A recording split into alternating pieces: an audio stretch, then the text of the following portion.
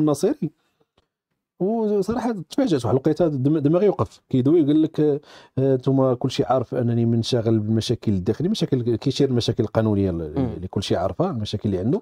قال لك انا منشغل ويمكن هذاك الشيء نقدر نكون قصرت في حق الودان. واخا عندك مشاكل ديالك كتحل على جنب.